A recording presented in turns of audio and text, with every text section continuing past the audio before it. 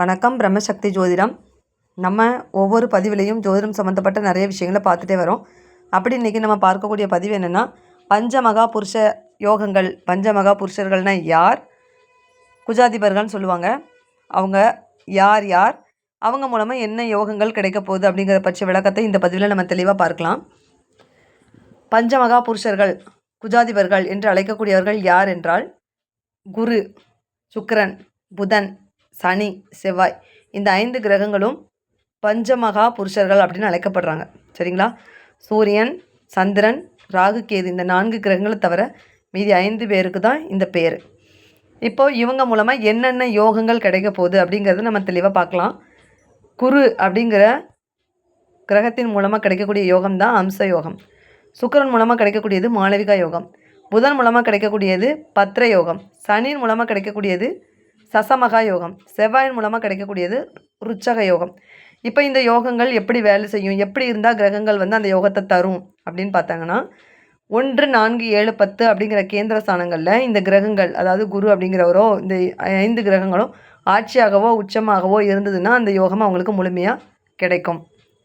அதாவது 1, 4, 7, 10 அப்படிங்கிற கேந்திர ஸ்தானங்களில் இந்த கிரகங்கள் ஆட்சியாகவோ உச்சமாகவோ இருந்ததுன்னா அந்த யோகங்கள் வேலை செய்யும். இப்போ இந்த யோகத்தின் மூலமாக கிடைக்கக்கூடிய நன்மைகள் என்னென்ன அப்படிங்கிறத நம்ம பார்க்கலாம் சின்ன விளக்கமாக. இப்போ குரு அப்படின்னா, குருவுடைய காரகத்துவங்கள் நம்மளுக்கு நிறையா தெரிஞ்சிருக்கும். பார்க்காதவங்க வீடியோ போய் பாருங்கள். குருனுடைய காரகத்துவங்கள் என்னென்ன, சுக்கிரனுடைய காரகத்துவங்கள் என்னென்ன அப்படிங்கிறது. இப்போது இந்த 5 கிரகத்தினுடைய காரகத்துவங்கள் அவங்களுக்கு முழுமையாக கிடைக்கும்.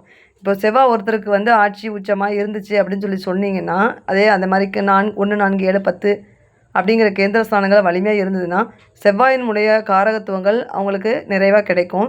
அது அந்த யோகம் ருச்சகம்னா நல்ல தைரியம், நல்ல போல்டாக பேசக்கூடிய ஒரு விஷயங்கள் அவங்களுக்கு இயற்கையாகவே இருக்கும். இப்படி ஒவ்வொரு கிரகத்துக்கும் நிறைய காரகத்துவம் இருக்குது. அந்த ரீதியாக அவங்களுக்கு நன்மை உண்டாகும். புதன் மூலமாக கிடைக்கக்கூடியதுன்னா நல்ல எழுத்து, கவிதை, கட்டுரை, இதன் மூலமாக அவங்களுக்கு நல்ல பேரு புகழ். பொதுவாக இந்த யோகங்கள் இருக்கவங்களுக்கு எந்த கிரகம் வந்து அந்த யோகத்தை கொடுக்கறதுக்கு தயாராக இருக்கோ அது சம்மந்தப்பட்ட விஷயங்களில் அவங்களுக்கு வந்து நல்ல பேரும் புகழையும் கொடுத்துரும் அப்படிங்கிறத தெரிஞ்சுக்கங்க.